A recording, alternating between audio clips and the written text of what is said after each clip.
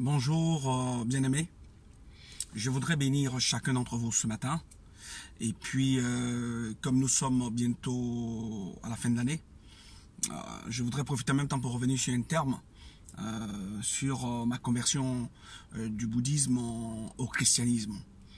Donc, j'étais sur un plateau télé où je suis intervenu pour faire un témoignage de ma conversion et qui a été publié sur la toile.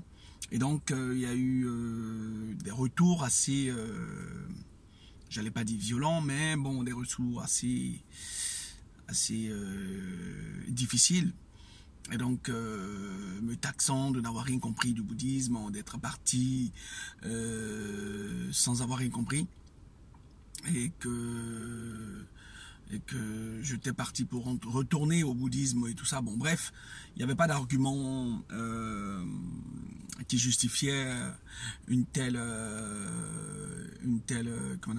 assertion. Donc, je reviens sur ce moment-là pour apporter une précision. Je voudrais qu'on nous pose deux choses et que quiconque voudrait intervenir sur ce thème-là doit apporter la réponse, n'est-ce pas, à ma question. C'est-à-dire quoi? Est-ce qu'on obtient la vie éternelle par la conversion au bouddhisme? C'est-à-dire, est-ce que le Bouddha est en capacité de nous donner la vie éternelle ou est-ce que c'est le Christ qui est en capacité de nous donner la vie éternelle? Voici les deux thèmes, je pense, assez simples. On ne va pas trop polémiquer, juste pour dire qu'il n'y a que le Christ seul qui est sorti de la mort. Et tout le monde est d'accord pour dire ça. Le Bouddha n'est pas sorti de la mort, il est entré dans la mort et il n'en est pas encore ressorti. Voilà principalement le point d'achoppement et ce qui peut ce qui me motive, non, ce qui m'a motivé à quitter le bouddhisme, parce que il n'y avait pas la vie. On ne peut pas interpréter la vie pour s'en satisfaire. On doit pouvoir, disons, changer les choses par, disons, adoption d'une chose. Par l'adoption d'une chose, par l'adoption d'un principe, par l'adoption d'un comportement, par l'adoption, n'est-ce pas, d'une idéologie ou par l'adoption d'une pratique ou d'une alliance. Je pense que c'est comme ça que moi je vois les choses. Il ne s'agit pas de suivre le bouddhisme ou le christianisme pour en être, n'est-ce pas, dans une situation où on est toujours à la même place.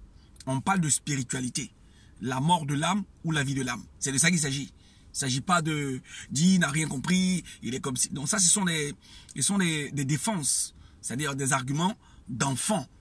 Je veux des gens qui posent le débat pour dire oui, Bouddha est entré dans la mort et il en est ressorti. Parce qu'il a vénéré la mort, il a vénéré la vie toute sa vie et il a obtenu ce que la vie a obtenu, qui est l'éternité. C'est de ça qu'il s'agit.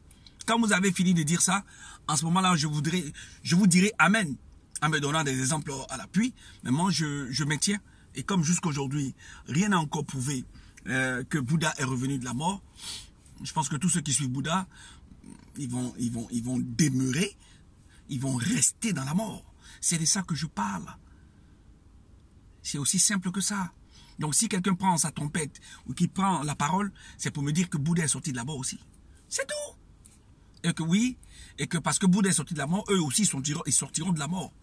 À part le Bouddha, à part Siddhartha Gautama, donc Shakyamuni, il y a Nichiren aussi qui est sorti de la mort, il y a un tel qui est sorti de la mort, il est ressuscité, on l'a vu, tout ça, il a annoncé sa mort et il est revenu d'entre les morts. Voilà le débat que je veux qu'on pose et les sachants du bouddhisme qu'ils viennent sur le plateau, qu'ils viennent sur ma page pour pouvoir intervenir et me dire ça.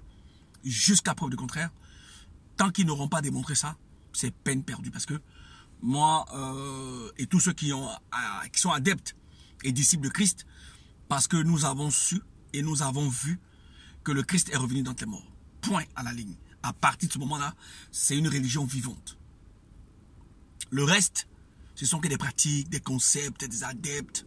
Voilà, suivre la nature, le modèle de la nature, observer la nature et faire comme la nature, mais ne pas imposer ou bien ne pas sortir de la mort, c'est vraiment.